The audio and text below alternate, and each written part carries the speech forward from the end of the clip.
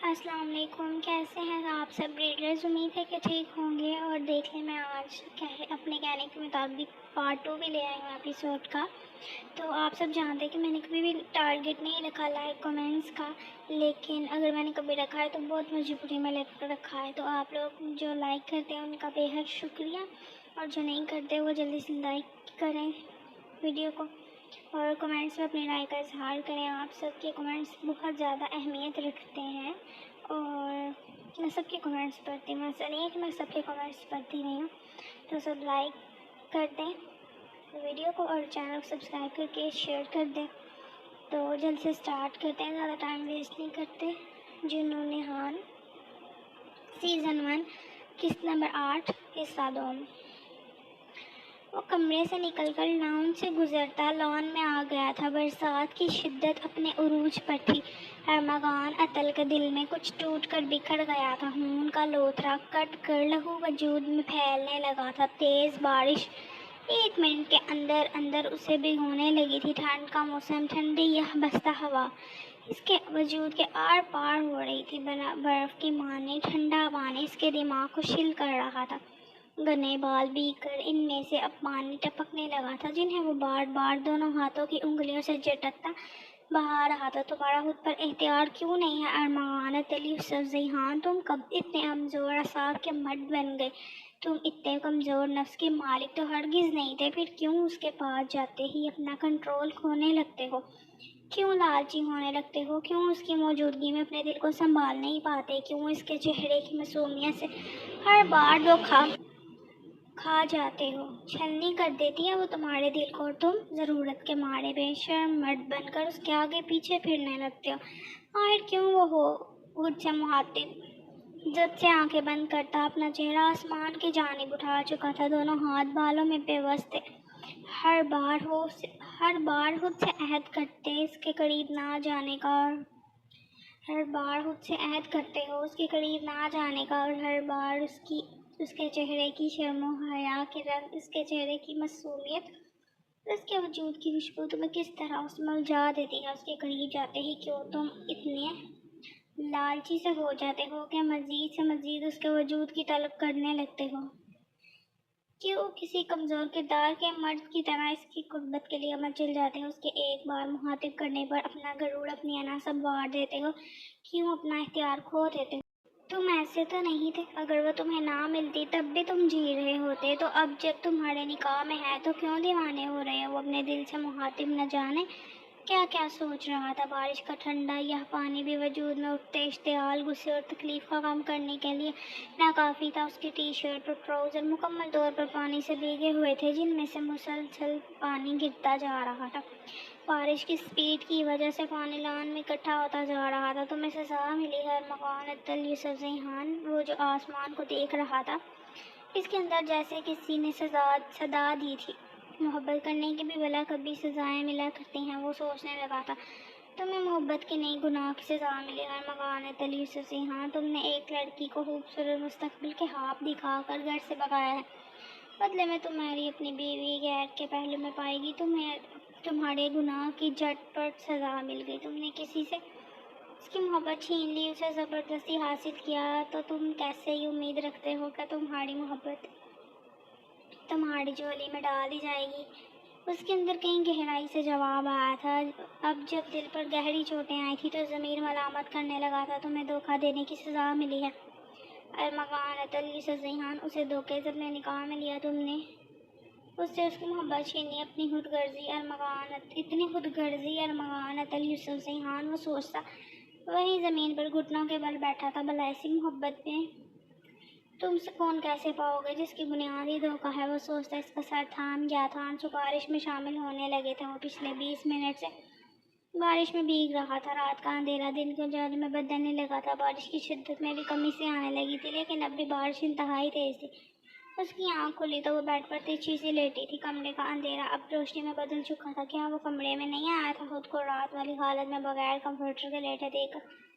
برافشاہ نے سوچا تھا۔ اس کا ذہن اس وقت بالکل فریش سا تھا۔ اپنی رات کی فضول کوئی یاد آئی تو شرمندگی نے اسے گھیرا۔ سر گھما کر نظر گھڑی پر ڈالی تو دن کے 11 بج رہے تھے۔ وہ بیڈ سے اترتے اپنے بالوں کو سمیٹتے کلپ لگانے لگی تھی۔ بارش رک چکی تھی۔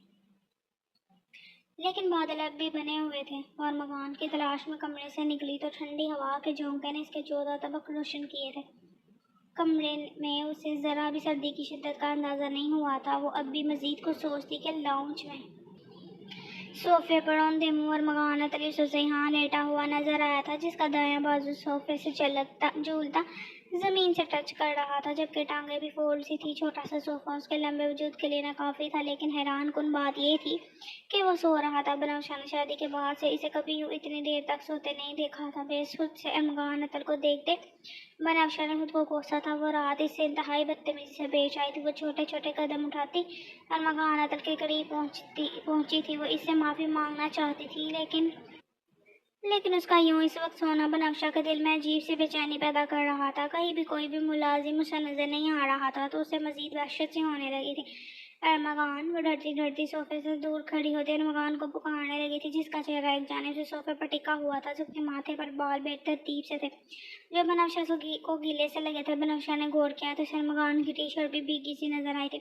वही तरह सर्द मौसम में भी टी शर्ट में मलबूस था। दो दिया बाजू बनौशा को अपनी जानिब अट्रैक्ट कर रहे थे। वो बनौशा को बारिश में भीगा महसूस हुआ तो अरमगान के करीब गई थी। अरमगान वो इसके पुकारने पर टस से मस नहीं हुई तो बनौशा ने हिम्मत करते हाथ बढ़ाकर अरमगान का बाजू हिलाया था। इसके हिलाने पर भी वो अपनी जगह साकित रहा था। अलबत्ता बनौशा को अपना हाथ जलता हुआ महसूस हुआ था, जिसे वो अरमगान के बाजू पर रखे हुए थी। उठे अरमगान, आपको क्या हुआ है? वो उसका बाजू परेशानी से फिर से हिलाने लगी तो भी वो बगैर किसी हरकत के वहीं पर आ रहा है। आई एम सॉरी अरमगान, पता नहीं क्या क्या बकवास कर दी थी मैंने। आप प्रैंक कर रहे हैं ना मुझसे? वो रोहानसी आवाज़ में बोली तो अरमगान ने इसकी किसी भी बात का कोई भी जवाब नहीं दिया था। अरमगान वो रोती बिलबिलाती कपकपाते हाथों से अरमगान का बाजू पूरी कुव्वत से हिलाने लगी तो अरमगान ने आंखें खोल कर अपने बाज ज़मीन पर बैठे बनौशा को देखा था। इसकी आंखें से बोझल सी थी। अरमगान, क्या हुआ आपको? वो रोती बिलबिलाती कोई बोली तो मकान अतल ने अपनी आंखें बंद की थी। इसे मजीद आंखें खोलना मुश्किल लगा था। सर दर्द से फट जाने को बेकरार था। इस हाल तक पहुंचाने वाली यही तो थी दुश्मन जान। उस पहाड़ ने भी उसका रोना बर्दाश्त नहीं हुआ। अरमगान क्या हुआ आपको? वो रोती उसका बाजू थाम गई थी। अरमगान का वजूद किसी कोयले की मानंद लहक रहा था। कुछ नहीं, मैं ठीक हूँ। वो उठने के लिए अपनी पूरी हिम्मत जमा करने लगा था। उसे इस हालत में देखना उसके लिए मज़ीद तकलीफदेह था, लेकिन पूरी हिम्मत के बावजूद भी अपनी जगह से ज़रा सा खिसक सका था, लेकिन उठ नहीं सका था। इसे अपने पूरे वजूद में दर्द की टीसें महसूस हो रही थी। मैं उठाती हूँ, बनौशा ने इसके उठने की नाकाम कोशिश देखते कहा तो अरमगान ने सो अंगाड़ा आंखें खोल कर इसे देखा था। तुम रो क्यों रही हो? तुम्हें तो होश होना चाहिए, जान भी छूट सकती है तुम्हारी। वो इस कदर तकलीफ में भी मुस्कुराते हुए बोला और हाथ बढ़ाकर इसके गाल से आंसू साफ करने चाहे तो बनौशा को लगा इसने अंगाड़ा इसके चेहरे पर रख दिया। और सॉरी अरमगान, मुझे पता नहीं क्या हो गया था। वो रोती अब इससे माफ़िया मांग रही थी। मुझे उठने में मदद कर दो। वो उठने की कोशिश करते बोला तो बनौशा ने इसका बाजू पकड़ते इसे बहुत मुश्किल ही सहारा दिया था। अलबत्ता उठा अरमगान अपने बलबूते पर ही था। वो दान पान से लड़की से क्या ही सहारा देती जो खुद इतनी नाजुक सी थी। अरमगान, चले डॉक्टर के पास चलते हैं। माँ, आपको बहुत तेज बुखार है और ये सब मेरी वजह से हुआ है ना? आप मुझसे गुस्सा होकर कमरे से बाहर गए और भीग गए। वो आखिरी बातें शिद्दत से रोती से कह रही थी। तुम्हारी वजह से कुछ नहीं हुआ वो, और डॉक्टर की ज़रूरत नहीं है। मेरा हाथ पकड़ो, कमरे में चलते हैं। वो अपना हाथ इसे पकड़ाने लगा तो बनौशा ने फौरन खड़े होते इसका हाथ पकड़ा था। वो लड़खड़ा कर खड़ा हुआ तो बनौशा ने इसका बाजू अपने कंधे पर रखते इसका दूसरा हाथ थाम कर उसे चलने में मदद दी थी।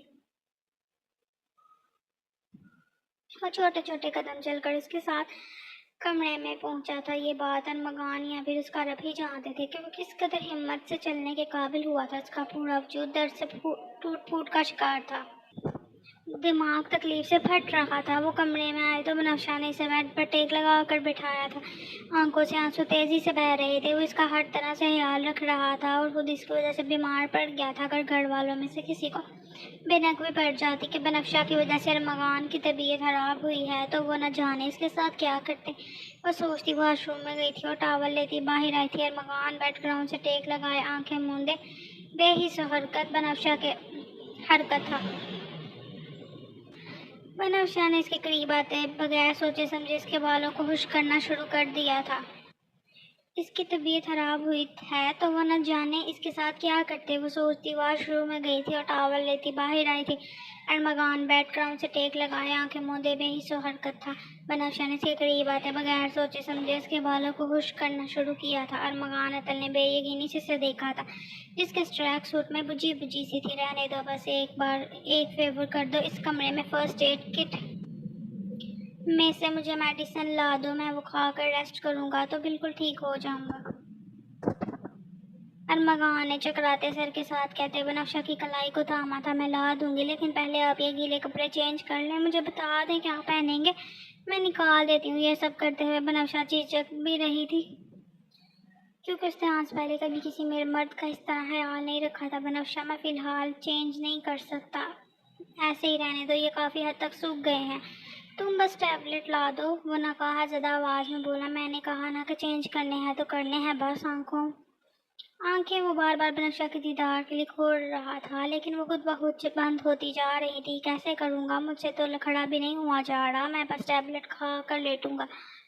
देखें अरमगान, बाहर बहुत तेज़ है, आप डॉक्टर के पास भी नहीं जा रहे तो ये गीले कपड़े किसी तरह हिम्मत करके चेंज कर ले, मैं फिर आपको टैबलेट ला दूंगी। वो उसे समझाने वाले अंदाज में बोली। तो अरमगान अतल को आज पहली बार बनफ्शा बड़ी बड़ी और मैच्योर सी लगी थी। वो उसे देखता चरहला गया तो अपना शर्ट ड्रेसिंग रूम की तरफ गई थी। मैं अपनी मर्जी के कपड़े ले आई हूँ, वो कमरे में आती बोली। तो अरमगान ने आंखें खोल कर इसे देखा था। वो हिम्मत करता अपने बाजुओं पर जोर डालकर टेक छोड़ चुका था, फिर अपनी शर्ट उतारने की कोशिश करने लगा तो हिम्मत जवाब दे गई थी। रुकें, आवाज़ ऊपर करें बस, बनफ्शा ने कहा। तो अरमगान अतल ने बनफ्शा का चेहरा देखा था, जो अपने काम में यूँ मसरूफ़ था जैसे वो उसकी पर्सनल केयर टेकर हो। अरमगान अतल ने खामोशी से बाजू ऊपर उठाए तो बनफ्शा ने झिझकते हुए इसकी शर्ट को कमर से थामा था। फिर सारी शर्म हया एक तरफ रखती इसकी गीली शर्ट जुदा करती इसके सीना तोली से खुश्क करने लगी थी। अरमगान अतल तो बस अपनी बीवी की तीमारदारी देखता है रहा था। वो मुसलसल इसका चेहरा देख रहा था, जो अपने हाथ में पकड़ी इसकी शर्ट के बाजू बारी बारी एहतियात से इसे पहनाती। आखिर में बटन्स बंद कर गई थी। ये आप खुद पहन ले, मैं इस तरफ मुंह करती हूँ। वो चेहरा झुकाए ट्राउजर हाथ में पकड़े बोली, बनफ्शा इसको रहने दो। वो आंखें मूंद कर अपना निडाल सा सर बेड ग्राउंड से लगा गया था। बस एक बार हिम्मत कर लें प्लीज़, इसके बाद कुछ भी नहीं कहूँगा, आप बस बैठे बैठे पहन लें। वो इल्तिजा करने लगी तो अरमगान अतल इसका चेहरा देखा था। ओके, मुझे दो, वो नरमी से बोला। मैं टैबलेट लेकर आती हूँ, आप प्लीज़ ये यहीं रख देना, मैं आकर उठा लूँगी। वो गीले कपड़ों की तरफ इशारा करती इसे हिदायत करती कमरे से निकल गई थी। वो कमरे से निकलकर सीधा किचन में आई थी और अपना चेहरा अपने हाथों में छुपाती फूट फूट कर रोने लगी थी। वो इसकी वजह से किस साल में पहुँच गया था। वो इसका शोहर था, लेकिन इससे पहले इसका चचा था। वो न जाने क्यों तकलीफ में नहीं देख पा रही थी। दिल बार बार इसकी गलत होने की गवाही दे रहा था। अचानक अरमगान का ख्याल आया तो चाय बनाने के लिए सामान तलाश करने लगी थी। कुछ चीज़ें वो रात अरमगान की मौजूदगी में देख चुकी थी कि यहाँ क्या रखा है, और कुछ इसने तलाश करते रोते रोते चाय चूल्हे पर चढ़ाई थी। और अरमगान अतल को खाली पेट दवाई बिल्कुल नहीं देना चाहती थी, इसलिए फ्रिज में से ब्रेड के स्लाइस निकाल कर उन्हें गर्म करने के लिए रख कर किचन से निकल कर उस कमरे में गई थी जहाँ कल अरमगान ने इसके हाथ और पट्टी बांध कर फर्स्ट एड किट रखा था। इसका हाथ बिल्कुल ठीक था, बस उसी हराशों में हल्की हल्की दर्द थी। पट्टी न जाने रात कब खुलकर गिर चुकी थी। वो किट में से टैबलेट लेती किचन में आई तो अजीब सी स्मेल वहाँ फैली हुई थी। वो भागकर चूल्हे के पास गई तो चाय उबल कर सॉस पैन से बाहर गिर रही थी। अलबत्ता कुछ चाय अब भी सलामत थी। वो जल्दी से चूल्हा बंद करती ब्रेड को देखने लगी थी, फिर इन्हें पलटा तो उसे स्मेल की वजह समझ आई थी। वो सारे ब्रेड के स्लाइस एक जानिब से जल भुनकर स्याह हो चुके थे, जो खाने के काबिल नहीं रहे, तो वो नए सिरे से ब्रेड के स्लाइस गर्म करने के लिए रख चुकी थी। फिर डरती डरती चाय वो मुश्किल इंतहाई एहतियात से कप में डालकर ब्रेड के स्लाइस प्लेट में रखने लगी थी। फिर कुछ देर तलाश के बाद एक ट्रे तलाश करती इसमें प्लेट और चाय का कप रखने लगी तो थोड़ी सी चाय छलक कर ट्रे में गिरी थी। جس کی اس نے پرواہ نہیں کی تھی۔ پھر پانی کا آدھا گلاس اور ٹیبلٹ بھی ٹرے میں رکھتی کچن سے نکل کر آہستہ آہستہ چلتی کمرے کی طرف چل دی تھی۔ سوری، ٹائم زیادہ لگ گیا، بنفشہ کہتے کمرے میں داخل ہوئی تو ارمغان سر کو تھامے بیک گراؤنڈ سے ٹیک لگائے بیٹھا تھا، البتہ کپڑے چینج کر چکا تھا۔ میں نے کہا تھا کہ گیلے کپڑے یہیں رہنے دینا، میں اٹھا لوں گی، بنفشہ نے روکدار آواز میں کہا تو ارمغان ادھر اس کی بیویوں والے انداز پر آنکھیں کھول چکا تھا۔ یہ کیا؟ کس نے بنایا ہے یہ؟ شف تو شام کو آتی ہے، ارمغان نے اپنے سامنے بیڈ پر رکھے ٹرے دے کر مدھم آواز میں کہا۔ مجھے بس چائے ہی بنانی آتی ہے، بس یہی ناشتہ بنا سکتی ہوں، تھوڑا سا کھا لیں پلیز، جیسا بھی بنا ہے، پھر یہ ٹیبلٹ کھا کر آپ ریسٹ کرنا، بنفشہ نے اس کے سامنے بیٹھتے کہا۔ اس کے لہجے میں شرمندگی واضح تھی۔ تمہیں یہ سب کرنے کی ضرورت نہیں تھی، وہ محبت سے مسکراتے ہوئے بولا۔ جو بھی ہوا میری وجہ سے ہوا، آئی ایم سو سوری، وہ آنسو بہاتی بولی تو ارمغان نے اپنا سر نفی میں ہلاتے سے رونے سے باز رکھا تھا، پھر بریڈ کی جانب دیکھنے لگا۔ پلیٹ میں 3 سلائس بریڈ کے رکھے تھے، ایک کونے سے جلا ہوا تھا جبکہ 2 کھانے کے قابل تھے۔ تم بھی کھاؤ، میں بس 1 سلائس ہی کھاؤں گا، ارمغان نے تھوڑا سا جلا ہوا سلائس پکڑتے کہا۔ میرا ارادہ آج تمہیں باہر ناشتہ کروانے کا تھا، لیکن میں شیف کو آج کہہ دوں گا، وہ کل سے صبح کے وقت آ جائے گا، پہلے میں اکیلا ہوتا تھا تو زیادہ ضرورت نہیں پڑتی تھی، وہ مدھم آواز میں سے بتانے لگا، جبکہ بنفشہ اس کی حالت دیکھتی پھر سے آنسو بہانے لگی تھی۔ وہ اپنی بات انتہائی مشکل سے کر رہا تھا، بار بار سر کو بھی تھامے ہوئے تھا۔ تم رو کیوں رہی ہو؟ اور کچھ کھایا ہے؟ مجھے بتاؤ کیا کھانا ہے، میرا فون دو، میں جنید سے کہتا ہوں تمہارے لیے ناشتہ لے آئے، مجھے بھوک نہیں ہے، آپ کھائیں جلدی سے بریڈ پر، پھر چائے پی کر ٹیبلٹ کھائیں، مجھے ابھی کچھ نہیں کھانا، وہ سر لہجے میں سے ہدایت کرنے لگی تو ارمغان نے بریڈ کا سلائس بمشکل ہی تھوڑا سا کھایا تھا، پھر چائے کے چند گھونٹ بنتا ٹیبلٹ بھی نگل گیا۔ بنفشہ مجھے بتاؤ کیا منگواؤں تمہارے لیے؟ وہ سارے ٹیبل سے اپنا موبائل اٹھاتے بولا۔ مجھے کچھ نہیں کھانا، وہ دیدی لہجے میں بولا۔ پلیز بنفشہ آج ہمت کرو، وہ کہتا جنید کو کال ملا چکا تھا۔ جنید اچھا سا ناشتہ بھجواؤ ابھی زبیدہ کے ہاتھ، وہ 12 بجے آ جاتی ہے، ارمغان اتلنے کہتے موبائل کان سے اٹھایا تھا۔ بنفشہ نے ٹرے سائے ٹیبل پر رکھتے ارمغان کو لیٹنے کا اشارہ کیا تو وہ لیٹ کر خود پر کمفرٹر پھیلانے لگا تو بنفشہ نے اس پر کمفرٹر درست کیا تھا، پھر دوسری سائڈ سے بیڈ پر آتی ارمغان کے سر کے پاس گئی تھی۔ آپ کے سر میں درد ہے؟ وہ پچھلے 5 منٹ سے مجھ سے ارمغان کا چہرہ دیکھ رہی تھی، اس سے پوچھ بیٹھی تھی، جو بار بار اپنے سر کو چھو رہا تھا۔ بہت، وہ بولا تو بنفشہ کو بمشکل اس کی آواز سنائی دی تھی۔ میں دبا دوں؟ بنفشہ نے اس کی پیشانی پر ہاتھ رکھتے پوچھا تو ارمغان نے اس کا ہاتھ پکڑ کر لبوں سے لگایا تو تم تھک جاؤ گی، اس کی ضرورت نہیں ہے، ویسا منع کر رہا تھا، وہ زخم دے کر اب شاید مرہم رکھنے کی کوشش کر رہی تھی۔ نہیں تھکوں گی، وہ کہتی اس کے پیشانی پر اپنا نازک ہاتھ رکھنے لگی تھی، بس 5 منٹ، اپنے ماتھے پر نرم و نازک چھوٹے سے ہاتھ کا لمس محسوس کرتے ارمغان نے کہا تو بنفشہ نے ہولے اس کا سر دبانا شروع کیا تھا، تب وہ اگلے 2 منٹ میں گہری نیند سو چکا تھا۔ بنفشہ اس کا سر دباتی مسلسل اس کا چہرہ دیکھ رہی تھی، جو گہرے مدھم چھوٹے سانس برتا سو چکا تھا۔ تقریباً 10 منٹ سے وہ ارمغان اتل کا سر دبا رہی تھی، جب اس کا دھیان اپنے میلے سے کپڑوں پر گیا تو ارمغان کا کمفرٹر درست کرتی آرام سے بیڈ سے اتر کر ڈریسنگ روم میں گئی تھی۔ ارمغان نے کل اسے بتایا تھا کہ اس کا سامان ڈریسنگ روم کی کلازٹ میں موجود ہے۔ دبے پیر قالین کے اوپر چلتی ڈریسنگ روم میں داخل ہوئی تھی، جہاں پوری دیوار کو چھپاتی ایک کلازٹ تھی۔ بنفشہ نے اسے کھولا تھا، اس کے سامنے بہت سے فیمیل ڈریسز نظر آئے تھے۔ اس نے ہاتھ بڑھا کر ہینگر میں لٹکے سارے ڈریسز باری باری آگے پیچھے کرتے دیکھا تھا، سب نئے تھے جن پر ٹیگز لگے تھے۔ بنفشہ کو سمجھ نہیں آئی تھی کہ وہ یہ کب خرید کر لایا، کیونکہ حویلی سے تو وہ کچھ بھی نہیں لائی تھی۔ سوچتے بنفشہ کا دھیان 2 بڑے سے شاپنگ بیگ پر گیا تھا جو ہینگ ہوئے ڈریسز کے نیچے کلازٹ کے اندر رکھے تھے۔ ارمغان اتل کے تمام کپڑے کلازٹ میں دائیں جانب جبکہ بنفشہ کے بائیں جانب تھے، اور شاپنگ بیگ بھی بائیں جانب ہی موجود تھے۔ بنفشہ نے کچھ سوچ کر وہ شاپنگ بیگ اٹھائے اور انہیں کھول کر دیکھا تھا۔